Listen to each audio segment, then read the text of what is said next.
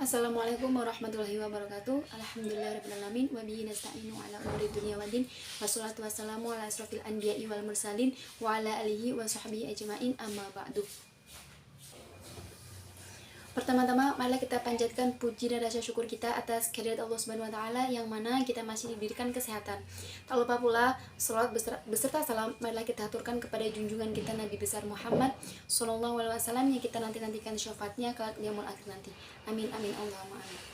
Di sini saya akan membacakan materi tentang prinsip-prinsip maqasid syariah.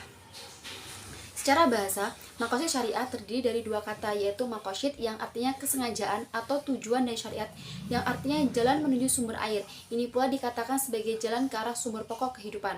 Adapun tujuan maqasid adalah untuk kemaslahatan manusia.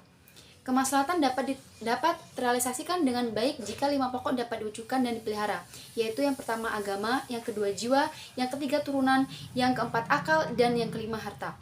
Tujuan syar'i dalam mensyariatkan ketentuan-ketentuan hukum kepada orang-orang mukallaf adalah dalam upaya mewujudkan kebaikan-kebaikan bagi kehidupan mereka, baik melalui ketentuan-ketentuan yang daruri, haji, dan tasyini. Syatibi berpandangan bahwa tujuan utama dari syariah adalah untuk menjaga dan memperjuangkan 3 kategori hukum.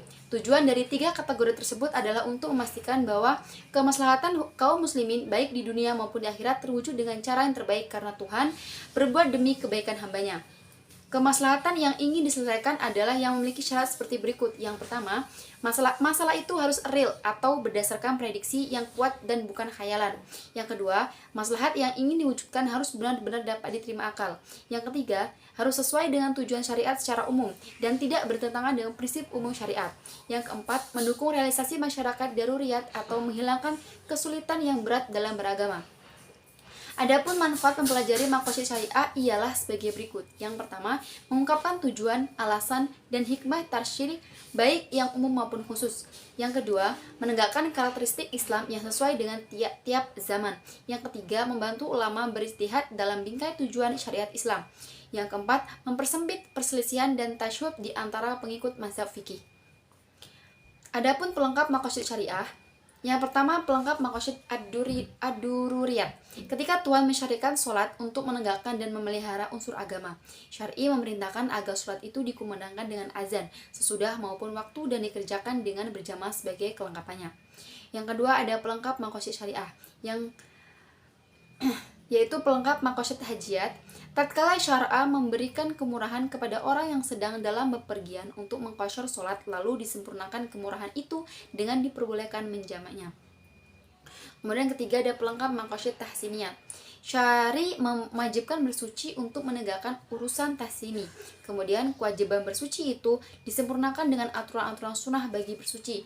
Tatkala syar'i mensunahkan menyembelih hewan kurban, disempurnakan perintah itu agar binatang yang dikurbankan dipilih dari binatang yang tidak cacat. Adapun perantara maqasid asy-syariah, sebagaimana dijelaskan dengan berulang kali bahwa tujuan hukum perundang-undangan ialah untuk mewujudkan kemaslahatan dan menolak kemudaratan bagi manusia. Maksud tersebut dapat terwujud karena perintah dan kewajiban syariat dilaksanakan dengan sebaik-baiknya dan dijauhi segala larangannya. Pengetahuan dalam pemahaman yang benar mengenai sebab-sebab perintah itu dikeluarkan menjadi pendukung utama untuk menaati perintah syariat. Karena sebab-sebab syariat dikeluarkan selalu mengikuti status hukum musababnya. Artinya, jika status hukum musababnya adalah wajib, maka wajib pula hukum sebab yang terjadi perantaranya. Tak ada bedanya dengan perintah-perintah syariat. Larangan-larangannya dan mempunyai perantara-perantara yang mengantar pada perbuatan itu terlarang. Tidak logis apabila suatu perbuatan itu dilarang, sedang perantaranya diperbolehkan. Oleh karena itu, perantara atau wasilah dari suatu larangan yang kuat seharusnya lah mengikuti status hukum yang diperantarai, yakni terlarang juga. Berdasarkan ketentuan tersebut, muncullah 2 kaidah yang penting, yaitu yang pertama, sesuatu yang menjadi kewajiban sempurna karena wajib adanya, dan yang kedua, menutup jalan menuju ke perbuatan terlarang. Itu saja yang bisa saya sampaikan, kurang lebihnya saya mohon maaf. Saya akhiri, wabillahi taufiq wal hidayah. Wassalamualaikum warahmatullahi wabarakatuh.